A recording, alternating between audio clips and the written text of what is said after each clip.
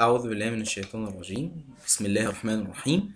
هنكمل مع بعض يا شباب الفقرة الثانية من التكافل في الإسلام. الفقرة الثانية بتبدأ عندنا وموجودة معانا وبيقول فيها الكاتب. طبعا احنا عارفين ان الكاتب أحمد حسن الزيات، وهنعرف كل حاجة عنه في التعليق. ركز معايا جدا في الفقرة الثانية. بسم الله الرحمن الرحيم. بيقول: كأنما اختار الله لكفاح الفقر أشح البلاد طبيعة، وأشد الأمم فقرا، ليصرعه في أمنع حصونه وأوسع ميادينه. فإن الفقر إذا انهزم في قفار الحجاز، كانت هزيمته في ريف مصر وسواد العراق أسرع وأسهل. ثم اختار الله رسوله فقيرا ليكون أظهر لقوته، كما اختاره أميا ليكون أبلغ لحجته.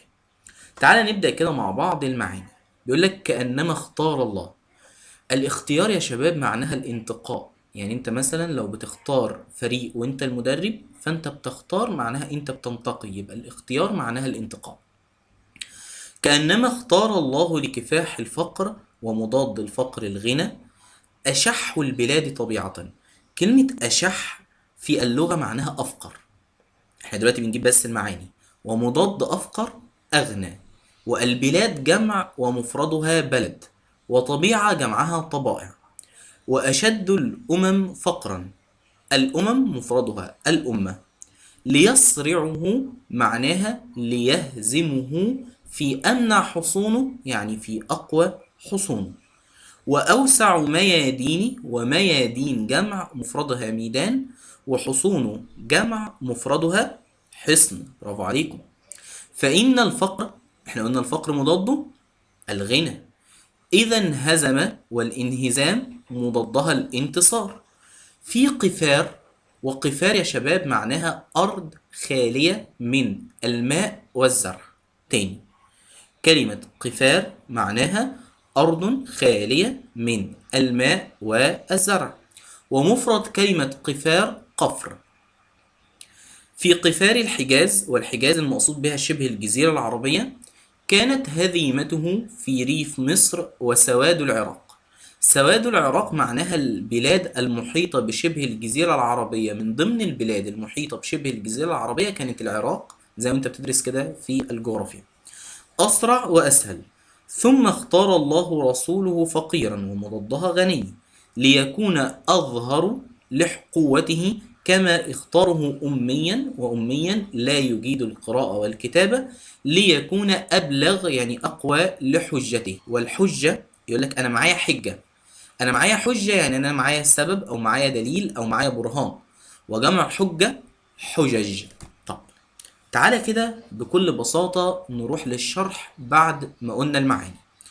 ربنا سبحانه الكاتب عندنا اللي هو أحمد حسن الزيات بيقول: كأنما اختار الله لكفاح الفقر أشح البلاد طبيعة، وأشد الأمم فقرا، ليصرعوا في أمنع حصونه وأوسع ميادينه. نيجي نبدأ نسأل نفسينا هنا سؤال، واحنا هنبدأ اهو نعلم مع بعض على الجزء اللي احنا شغالين عليه دلوقتي. طيب، بكل بساطة يجي السؤال ويقول لك: لماذا اختار الله الحجاز؟ كان ممكن يختار أي بلاد تانية أخرى غير بلاد الحجاز. اشمعنى ربنا سبحانه وتعالى اختار بلاد الحجاز ليهزم فيها الفقر؟ بص يا شباب، لو انت داخل خناقة كده بسيطة، لو انت عايز تبان ان انت قوي في الخناقة، فانت مش هتروح تضرب أضعف واحد في الخناقة، ولكن انت هتروح تضرب اقوى واحد في الخناقة عشان تبان انك قوي. تعال خد المثال ده وطبقه. ربنا لو رايح يهزم الفقر في بلد غنية، هيكون هزيمة الفقر شيء سهل جدا. لكن انك تروح تهزم الفقر في اكتر البلاد الفقيرة، هو ده الشيء اللي صعب.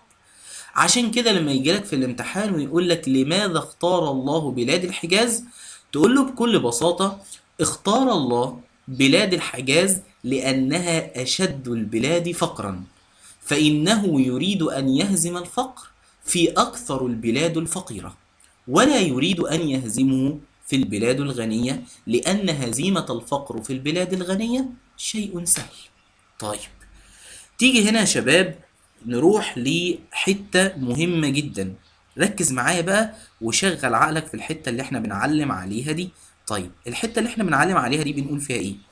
بيقول فإن الفقر إذا انهزم في قفار الحجاز. يعني احنا لو غلبنا الفقر في بلاد الحجاز اللي احنا لسه عارفين من شوية ان هي اشد البلاد فقرا، كانت هزيمته في ريف مصر وسواد العراق اسرع واسهل. هتقول لي طيب معنى ايه الكلام ده؟ انا لسه قايل لك لو انت داخل الخناقه انت هتروح عشان تبان انك قوي فهتضرب اقوى واحد. طيب انت لو رحت الريف مصر، يعني ايه ريف؟ يعني ارض مزروعه، يعني ناس بتاكل، يعني فقيره بس مش بنسبه كبيره. سواد العراق كذلك. فلو انت قدرت ان انت تهزم الفقر في بلاد الحجاز، فهيكون هزيمته في مصر وفي العراق اسهل. يبقى هنا في نتيجه، يقولك ما النتائج المترتبه على هزيمه الفقر في بلاد الحجاز؟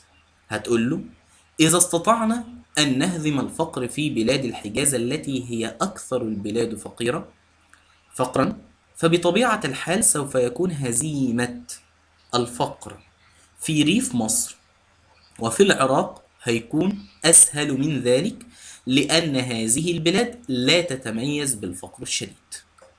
الله على الحتة الجميلة دي. طيب تعالى كده نبص مع بعض يا شباب، اشمعنى ربنا سبحانه وتعالى اختار سيدنا محمد اول حاجة فقيرا، وتاني حاجة ليه اختاره اميا؟ يجي يقول لك السؤال في الامتحان: لماذا اختار الله الرسول صلى الله عليه وسلم فقيرا، ولماذا اختاره اميا؟ انا هختار رسول فقير في بلد فقيرة هيحاربوا الفقر، عكس ما اختار رسول غني في بلد فقيرة ممكن يدي من فلوسه. لا ده انا هجيب، ربنا عايز يورينا المثل على اقوى صوره، فبيقول اختار الله رسوله. الإجابة لو جه قال لك لماذا اختار الله رسوله فقيرا، فتقول اختار الله رسوله فقيرا ليكون إظهارا لقوة الله، حيث أنه سيحارب الفقر في أشد البلاد فقيرة برسول فقيرا لا يملك شيء. طيب من صفات الرسول أنه كان أميا صلى الله عليه وسلم، لا يجيد القراءة ولا يجيد الكتابة. فلو كان يجيد القراءة والكتابة كان استطاع أن هو يوجد لهم نظم اقتصادية على سبيل المثال، ولكنه هو لا يجيد القراءة والكتابة. فربنا عايز يأكد أن النظم الاقتصادية اللي هتوضع مش هتوضع من عند البشر، ولكن هتوضع من عند الله وهيوحيها لسيدنا محمد. فلماذا اختاره أميا؟ هنقول لأن النظم الاقتصادية التي سوف توضع في بلاد الحجاز وفي بلاد المسلمين للقضاء على الفقر آتية من عند الله وليس من عند الرسول، والدليل على ذلك أن الرسول صلى الله عليه وسلم كان أميا. ده كده يا شباب شرحنا لمعاني والأسئلة اللي تجيلك على الفقرة دي. طيب تعالى كده مع بعض نروح سنة سنة لمواطن الجمال. معلش سنة سنة كده مع بعض يا شباب، بسم الله. أول موطن جمالي لازم ناخد بالنا منه وهو اختار الله لكفاح الفقر أشح البلاد ليصرعوا. اختار الله لكفاح الفقر أشد البلاد. هسألك سؤال، في حديث جميل سيدنا محمد فيه بيقول: ما جعل الله داء، ربنا ما خلاش فيه مرض إلا وجعل له دواء، إلا وخلاله علاج.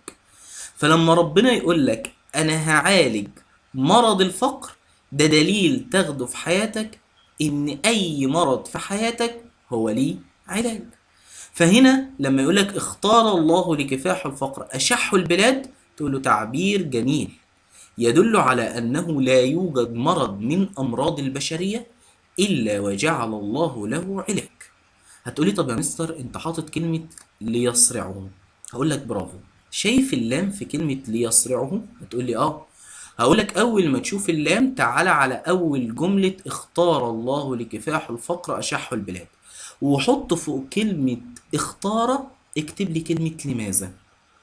لماذا اختار الله لكفاح الفقر أشح البلاد؟ ليه ربنا اختار أفقر البلاد؟ قال لك ليصرعه عشان يهزمه. يبقى اللام دي لام التعليل، يبقى تعليل لما قبله. طيب تعال نروح للموطن الثاني. الموطن الثاني وهو كفاح الفقر. هو الفقر انسان او عدو هنكافحه؟ قال لك لا. انا هنا بص خدها اكنك في تالتة اعدادي، افهم الموطن. صور الفقر. اه يا مستر الفقر موجود، يبقى صور الفقر رقم واحد ايه معانا موجودة. بانه ايه؟ بانه عدو. اه ده انا زودت كلمة عدو. انا شبهت الفقر، الفقر رقم واحد والفقر موجود معانا، بانه عدو، وعدو مش موجود معانا. طالما رقم اتنين انت اللي مزودها من عندك، قول عليها استعارة مكنية. يبقى استعارة مكنية حيث صور الكاتب الفقر بعدو نكافحه. العدو ده إنسان، يبقى سر الجمال التشخيص. هتقولي طيب تعالى كده نمشي للموطن رقم 3. أشح البلاد طبيعة. هي البلاد بيقول لك أشح يعني أفقر البلاد، هي البلاد إنسان فقير؟ قال لك لأ. ده هنا صور البلاد، البلاد رقم واحد موجودة معانا بأنها إنسان فقير. إنسان فقير ده رقم اتنين اللي أنا زودت من عندي. المستر لسه قايل لي طالما رقم اتنين أنت مزوده من عندك يبقى استعارة مكنية. يبقى استعارة مكنية حيث صور البلاد أو بلاد الحجاز بإنسان شديد البخل، وطالما قلنا إنسان يبقى سر جمال التشخيص. تعال انزل معايا للموطن اللي بعده يا شباب وبالراحة كده مع بعض. تعالى كده في الجزء الاولاني شرحنا يعني ايه ازدواج، وهعيدها لك تاني عشان اللي ما شافش الجزء الاولاني. ازدواج معناها ان عدد كلمات الجملة الاولى مساوي لعدد كلمات الجملة الثانية. فأشح البلاد طبيعة 3 كلمات، وأشد الأمم فقرا أيضا 3 كلمات. 3 و3 يبقى يا شباب ازدواج يعطي جرزا موسيقيا. طيب تعالى كده نروح مع بعض للموطن اللي بعده، ونعلم على الموطن اللي بعده اللي هو ليصرعوا في أمنع حصونه وأوسع ميادينه. ليصرعوا يعني هيهزموا. هو هيهزم مين؟ ربنا هيهزم مين في الحجاز؟ برافو عليكم، هيهزم الفقر. هو الفقر إنسان بيتغلب؟ لا. أنا صورت الفقر بإنه إنسان هيتغلب أو بوحش يصرع، يعني إنسان هيتغلب أو وحش هيتقتل. يبقى استعارة مكنية حيث صور الفقر. لو قلت لي إنسان يهزم هتقول سر جمالها التشخيص. لو قلت لي بوحش مفترس يصرع على طول هتبقى سر جمالها التجسيم، لأنه شيء معنوي بشيء إيه؟ مادي. طيب مستر أنت لو ملاحظ إن كل شوية يجيب أسماء التفضيل، أمنع وأوسع وأكثر وأوفر وما إلى ذلك، أي اسم تفضيل يدل على المبالغة. تمام كده معايا؟ طيب هنا المبالغة والتأكيد على إيه؟ على قمة الامتناع وقمة الاتساع. قمة الامتناع يعني احنا هنمنع الفقر، وقمة الاتساع ان الفقر ده هيتغلب في كل هذه البلاد. اي كلمة جمع يا شباب عايز تحط الملحوظة دي كويس جدا في دماغك، سواء في النصوص او في البلاغة، اي كلمة جمع تفيد الكثرة. طيب تعالى كده نروح للموطن اللي بعده وهو أمنع حصونه وأوسع ميادينه. أمنع حصونه كلمتين وأوسع ميادينه كلمتين. لو على فكرة أنت لو لاحظت وركزت في كل الفقرات هتلاقي الازدواج بطريقة رهيبة. فازدواج يعطي جرزا موسيقيا، وكمان تمشي سجع، والسجع هو انتهاء فواصل الجمل بنفس الحروف. هتلاقي نون وهاء هنا ونون وهاء هنا. فبين حصون وميادين سجع يعطي جرزا موسيقيا، وبين أمنع حصون وأوسع ميادين ازدواج يعطي جرزا موسيقيا. طيب فإن الفقر، بص ركز معايا في الموطن الجاي ده هعلم لك عليه اهو عشان تبقى معايا. فإن الفقر إذا انهزم في قفار الحجاز. أول حاجة إن تقول أسلوب مؤكد بإن. فإن الفقر إذا انهزم، هو الفقر إنسان هيتغلب؟ قلت لأ. يبقى استعارة مكنية حيث شبه الفقر اللي هو رقم واحد بإنسان يهزم اللي هو رقم اتنين اللي أنا ضفتها من عندي، عشان كده قلت استعارة مكنية، وطالما قلت إنسان يبقى سر جمالها التشخيص. طيب هنا أنا عايزكم تركزوا في حاجة مهمة جدا. أيهما أجمل؟ يا ترى الأجمل إن أنا أقول إذا انهزم، ولا الأجمل إن أنا أقول إن انهزم؟ فطبعا الأجمل إن أنا أقول إذا انهزم. تقول لي طب إشمعنى إذا انهزم أجمل؟ هقول لك إذ أداة شرط تفيد الثبوت والتحقق، يعني أنت متأكد إن إحنا هنغلب الفقر. لكن إن أداة شرط تفيد الشك، والشك يعني أنا مش متأكد أن هغلب الفقر ولا لأ. ينفع ربنا ما يكونش متأكد؟ حاشاه، يجب أن يكون متأكد. تمام كده معايا؟ أيهما أدق؟ يا ترى قفار اللي هي دي، ولا أرض اللي هي جنبها؟ تقول له قفار. يقول لك ليه؟ تقول له قفار دليل على أن الأرض لا يوجد بها ماء ولا يوجد بها زرع، يعني أنت رايح لأرض فقيرة أصلا.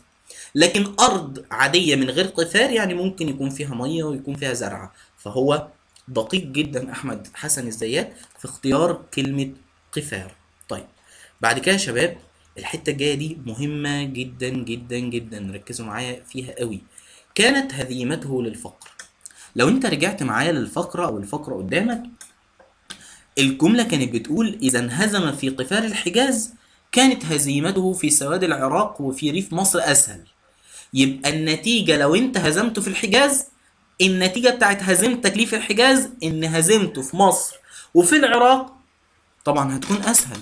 يبقى إذا هنا نتيجة منطقية بالعقل، هنا نتيجة منطقية، لأنه إذا انهزم في الحجاز سوف يكون هزيمته في ريف مصر وسواد العراق أسهل وأيسر. سبحان الله. طيب، تعال نكمل كده مع بعض. كانت هزيمة الفقر، كانت هزيمته اللي هو الفقر في ريف مصر وسواد العراق أسهل وأسرع. يبقى هنا برضو قلنا استعارة مكنية، حيث شبه ريف مصر حيث شبه الفقر بأنه إنسان يهزم، سر جمالها التشخيص. طيب، تعالى بقى نروح للموطن الجاي او الجميل ده اللي هو قفار وريف. قفار احنا قلنا يعني ارض خاليه من الزرع، ارض مش مزروعه. لكن ريف يعني ارض مزروعه، يبقى بين الكلمتين طباق، دي ارض مش مزروعه ودي ارض مزروعه، يبقى طباق يقوي المعنى ويوضحه. طيب تعالى نروح مع بعض لسواد العراق. احنا قلنا سواد يعني ارض مزروعه وقرى محيطه بجانبها، تمام كده معايا؟ يبقى اذا لما اقول لك سواد العراق ده كناية عن النخل والزرع الكثير الموجود في العراق. وسر جمال الكناية الإتيان بالمعنى مصحوبا بالدليل في إيجاز وتكسيم. طيب، ليكون أظهر لقوته وليكون أبلغ لحجته. تعالى عد هنا وعد هنا. ليكون أظهر لقوته 3 وليكون أبلغ لحجته 3، 3 و3 يبقى ازدواج يعطي جرزا موسيقيا. شايف اللام في كلمة ليكون على طول لام التعليل، تقول له تعليل لما قبله. لو انت عايز تزود وتكون متقن قوي فتقول لي اطناب بالتعليل للإقناع بالفكرة. طيب، أميا وأبلغ. أميا، كلمة أميا يعني لا يجيد القراءة والكتابة. أبلغ جاية من البلاغة ومن الفصحى للشخص الذي يجيد القراءة والكتابة. يبقى بين كلمة أميا وكلمة أبلغ ارتباط يقوي المعنى ويوضحه. ودي الفقرة التانية اللي احنا كنا مستهدفينها. وشكرا.